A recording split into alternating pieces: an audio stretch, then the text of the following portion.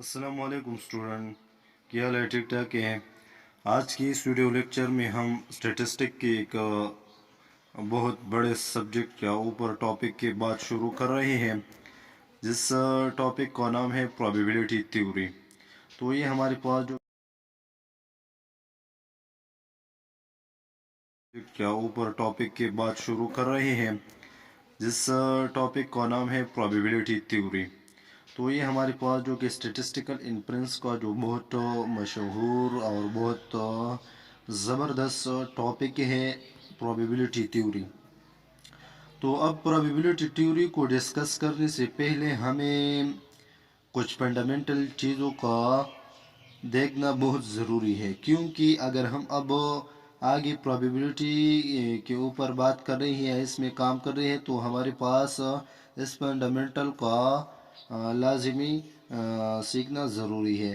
तो इस फंडामेंटल में जो हमारे पास सबसे पहला चीज़ होती है वो है सेट। जिस तरह मैथमेटिक्स का जो सेट है वही, क्योंकि हम जानते हैं मैथमेटिक्स और स्टैटिस्टिकल आपस में बाई बाई है। यहाँ पर हमारे पास जो कि सेट का डिफिनीशन है, तो सेट का डिफिनीशन सबसे पहले एक मैथमेटिशियन ने कर दिया था, जिसका नाम जॉर्ज कैंटर है 1870 में। उन्होंने सेट का डिफिनीशन इस तरह कर दिया कि a set is a collection of well defined object. District object अभी आया इसमें। सबसे पहले जो कि डिफिनीशन इसमें हुआ था वो हमारे पास ये था कि a set is a well defined collection of district object is a called set. तो सेट हमारे पास अगर हम इनको उर्दू में एक्सप्लेन कर रही है, एक वाज़ेह और मुख्तलिफ चीज़ों के मजमूए को सेट कहते हैं। तो यहाँ पर सेट में हमारे पास दो लफ्ज़ हैं, एक है वेल डिफाइन, दूसरा है डिस्ट्रिक्ट ऑब्जेक्ट। वेल डिफाइन का मतलब ये है कि अगर हमारे पास सेट के अंदर कोई भी मेंबर हो, एलिमेंट हो, कोई भी अरकान हो, तो ये हमारे पास वाज़ेह होना चाहिए, ये वेल डिफाइन होना चाहिए। दूसरी बात यह है कि अगर हमारे पास जितने भी एलिमेंट मेंबर है वो डिस्ट्रिक्ट होना चाहिए, डिस्ट्रिक्ट मुख्तलिफ हो एक। इसी का दूसरा मतलब ये है कि no repetition in the set. Distinct object का मतलब ये भी है कि सेट के अंदर रिपीटिशन नहीं होनी चाहिए। तो ये हमारे पास सेट के लिए कुछ बुनियादी टर्म्स थे कि सबसे पहले वेल डिफाइन होना चाहिए, डिस्ट्रिक्ट ऑब्जेक्ट इसमें होना चाहिए, इसमें नो रिपीटिशन होनी चाहिए। अब सेट के अंदर जितनी भी मेंबर एलिमेंट, जितनी भी एलिमेंट, अगर हम इनको जनरली ऑब्जेक्ट का कह दे तो ये भी ठीक होगा, क्योंकि जब हमारे पास ऑब्जेक्ट कोई भी चीज़ होती है, यहाँ पर हम सेट के अंदर the object in the set में भी द नंबर्स भी आती हैं, फीफल्स भी आती है, लेटर्स भी आती है, बॉक्स रेवर, मैट्रिक्सेस, जितनी भी ऑब्जेक्ट। मैंने अभी पहले भी बताया कि ऑब्जेक्ट के लिए कंपलसरी नहीं है कि सेट के अंदर ज़रूरी है कि नंबर नहीं, ये तो ज़रूरी नहीं है, लेकिन अगर सेट की डिफिनीशन को ओबे कर रहे हो और सेट की डिफिनीशन पर वो काबिज हो, तो ये हमारे पास फिर सेट बनेगा। तो सेट के लिए ये ज़रूरी नहीं है कि इसमें खास नंबर होनी चाहिए। अब सेट के हमने जो डेफिनेशन पढ़ लिया, अब इसके ऊपर हम एक एग्जांपल करेंगे। एग्जांपल हमारे पास होता है set of a vowel letter in English alphabet. आप लोग अच्छी तरह जानते हैं कि इंग्लिश का जो लेटर्स है वो हमारे पास 26 है। इसमें 5 लेटर जो है वो वावेल्स है, बाकी जो भी लेटर बाकी रह जाएगा वो हमारे पास कॉन्सोनेंट है। अब अल्फाबेट में जो वावेल लेटर है वो हमारे पास 5 है। ए मसलन आया इस तरह, ए है, ई, आई, वो, यू, ये 5 लेटर हमारे पास वावेल लेटर कहलाते हैं। अब ये हमारे पास एक सेट है, क्योंकि इसका जो तादाद है वो भी हमारे पास 5 है, और इसके अंदर जो एलिमेंट या member A, E, I, you है, आपस में क्या है, डिफरेंट है। तो ये हमारे पास एक सेट कहलाएगा। ये एक सेट की एग्जांपल हो रही है। अब हमारे पास दूसरा सेट होता है set of books in A library.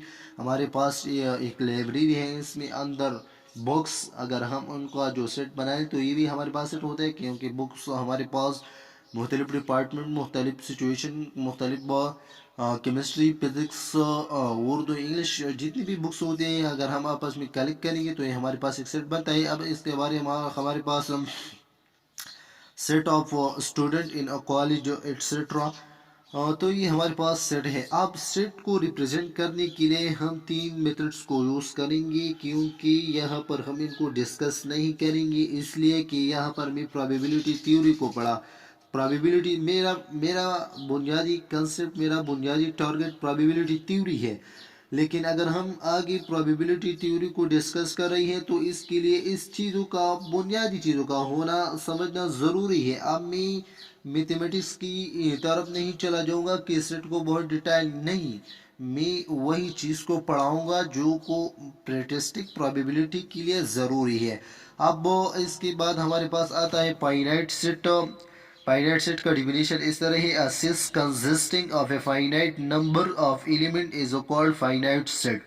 अगर हमारे पास कोई भी सेट के अंदर एलिमेंट, मेंबर, ऑब्जेक्ट हो, हमारे पास फाइनाइट नंबर्स हो, मतलब उनका जो नंबर हो, तादाद मालूम हो, इनफाइनाइट नहीं हो, तो हम इस सेट को फाइनाइट सेट कहते हैं।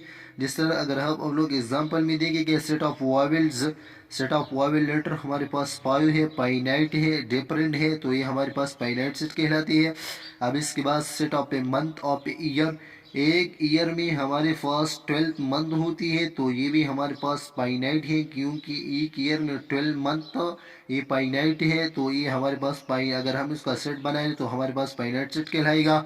इसके बाद तीसरा एग्जांपल जो है, set of the day in a week etcetera. अब हमारे पास एक वीक में 7 डेज होती है, तो ये भी हमारे पास फाइनाइट सेट है। अदर वर्ड, अगर हम इनफाइनाइट सेट को डिफाइन करेंगे, लेकिन other word, a set consisting of infinite number of element is called infinite set. अगर हमारे पास कोई भी सेट के अंदर एलिमेंट, मेंबर, ऑब्जेक्ट को फाइनाइट नहीं हो, इनफाइनाइट हो, जिनका तादाद मालूम नहीं हो, जिसका लास्ट टर्म मालूम नहीं हो, इनफिनिट हो, खत्म नहीं होने वाला हो, तो ये हमारे पास जो कि सेट बनाएगा हम इस ऑब्जेक्ट की, वो हमारे पास इनफाइनाइट सेट कहलातीगा। अगर हम एग्जाम्पल को देख लेंगे तो आप लोग अच्छी तरह समझ ले।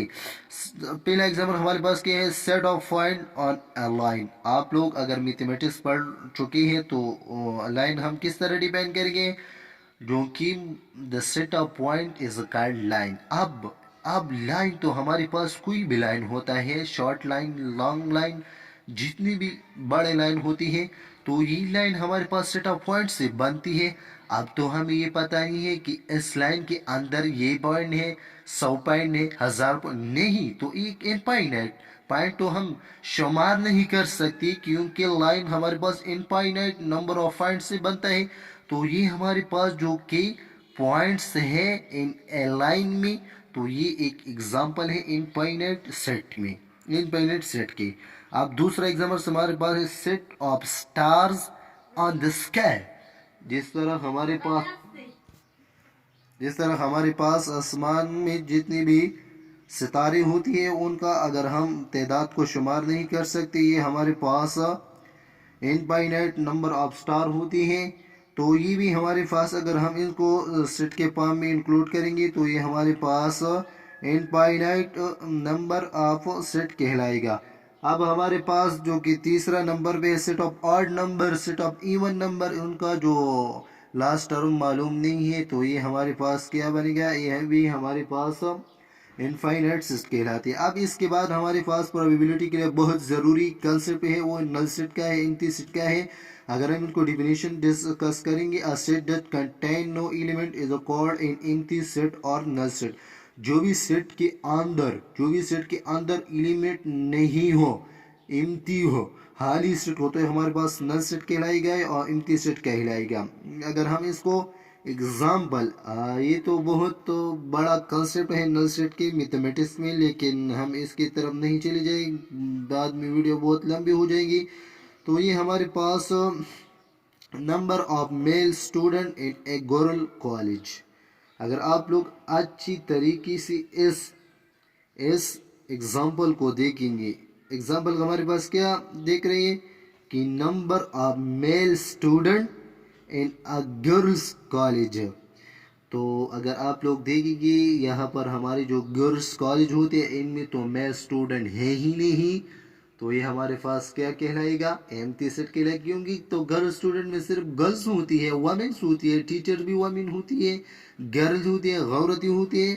تو یہاں پر اگر ہم میل کو انکلوڈ کریں گے تو یہ ہمارے پاس امپاسبل ہے، نہیں ہے.